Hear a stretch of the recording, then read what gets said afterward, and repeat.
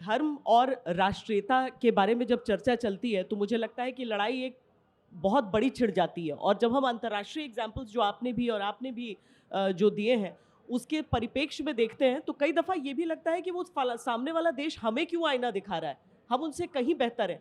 लेकिन वो बेहतरी शायद थोड़ी सी और हमें अपने नज़रिए को थोड़ा और विस्तार देने की ज़रूरत हो जाती है जब धर्म और राष्ट्रीयता की बात आती है। कितनी लड़ाइयाँ लड़ी हैं इस देश ने, एक साथ रहकर, एक होकर, हमारे परमवीरों से लेकर हमारे जो स्वतंत्रता सेनानी रहे हैं उनके लिए उस धर्म के नज़रिए को देखें जहां से हमने बात की शुरुआत की, शायद भगत सिंह जी से।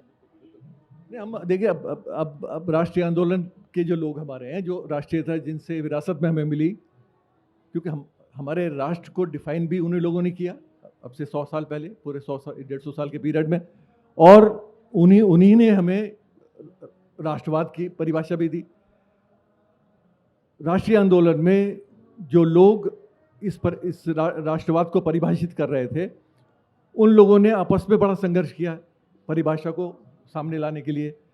आज एक समरसता वाला राष्ट्रवाद हमें विरासत में मिला जिसको कॉम्पोजिट नेशनलिज्म कहते हैं, और वो इसलिए डिफाइन किया गया क्योंकि हमारे देश में बहुत सारे धर्म थे, उन सब धर्मों के लिए एक राष्ट्रवाद की ज़रूरत थी, इसलिए वो एक कॉम्पोजिट नेशनलिज्म की बात हुई।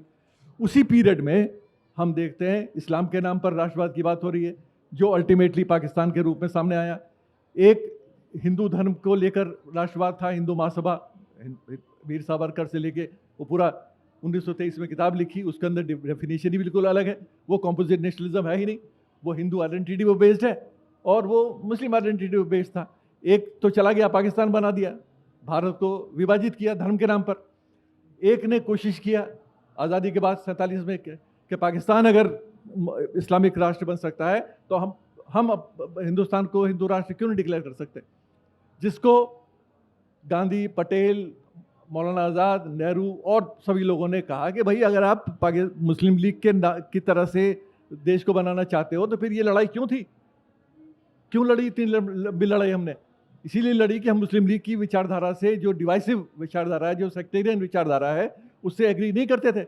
कांग्रेस पार्टी एक समावेशी राष्ट्रवाद की बात करती थी और वो एक समावेशी राष्ट्रवाद बेस्ड ही राष्ट्र बनाएगी, तो इसलिए वो बात वहाँ ख़त्म हो गई।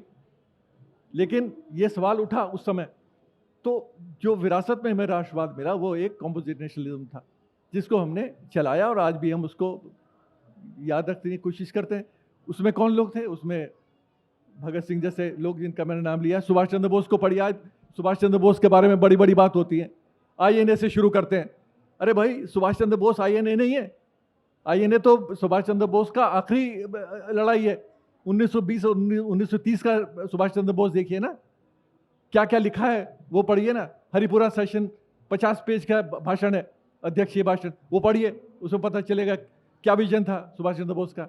साइंटिफिक टेम्पर की बात करता है, कॉम्पोजिट नेशनलिज्म की बात करता है, जेंडर जस्टिस की बात करता है, महिलाओं के साथ को सम्मान मिलना चाहिए, आपसी हालांकि मुझे लगता भाईचारा है होना कि चाहिए। अगर आज हम पलटकर वीर सावरकर को जज करेंगे तो हम पलटकर उस दौर को भी जज करेंगे जो भगत सिंह, चंद्रशेखर आज़ाद जैसे क्रांतिकारियों को उस समय अच्छा नहीं मानता था। उस विचारधारा को भी तो गलत बोलने की हिम्मत होनी चाहिए। फिर मैं जोड़ूं कुछ? जी देखिए, सावरकर की किताब अगर पूरी पढ़ेंगे तो उसने ये कहा कि हिंदू राष्ट्र में हर पंथ को, हर संप्रदाय को इक्वल अधिकार होंगे।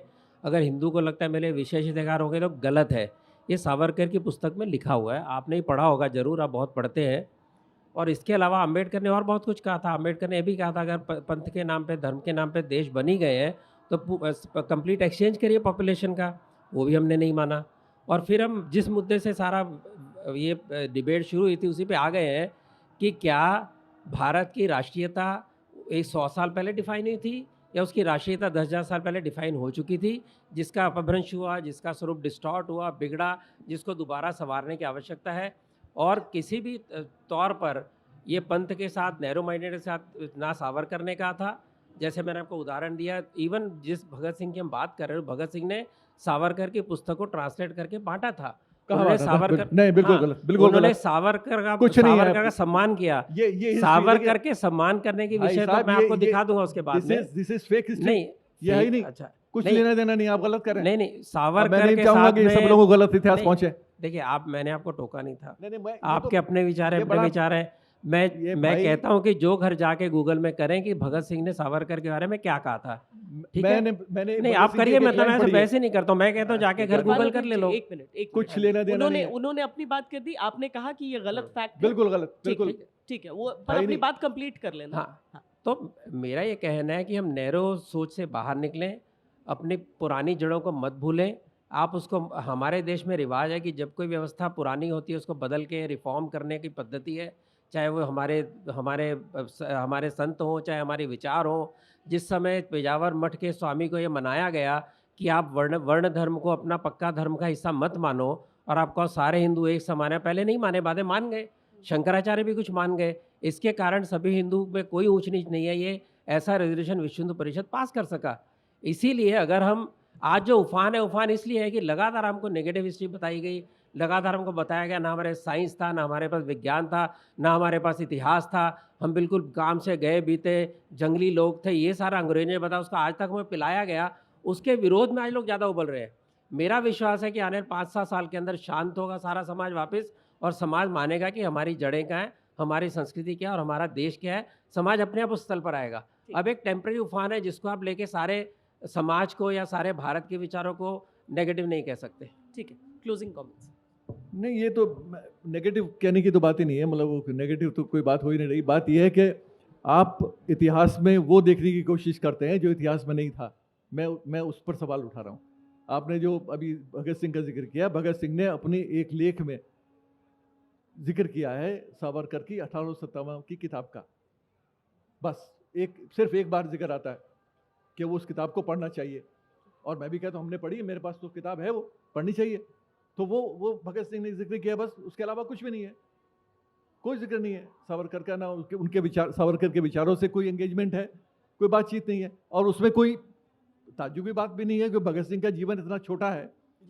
भगत सिंह ने बहुत सी चीज़ें नहीं पढ़ी, क्योंकि 6-7 साल के जीवन में 23 साल में जो आदमी चला गया, और जिसमें से 2 सावरकर साल, मेरा ख्याल है सबसे लंबे समय तक पॉलिटिकल प्रिजनर रहे थे। हाँ उनसे ज्यादा समय तक जेल में कोई नहीं रहा था। भाई, दो साल 2.5 साल करीब जेल में रहा, लेकिन हाँ। उससे पहले वो अंडरग्राउंड रहा है, और एक खुली जिंदगी नहीं जिया एक नौजवान के थे। ठीक है, 17 उसका साल आपने खंडन किया। बस आखिरी विचार आपके हाँ। इस मुद्दे पर आप दोनों के मैं जान लेना चाहता हूँ। तो मैं सिर्फ यही कहना चाह रहा हूँ कि हमारे देश में बहुत सारी चीज़ें ऐसी हैं जो हम राष्ट्रीय आंदोलन से हमें विरासत में मिली। स्वामी विवेकानंद की जिक्र अभी किया।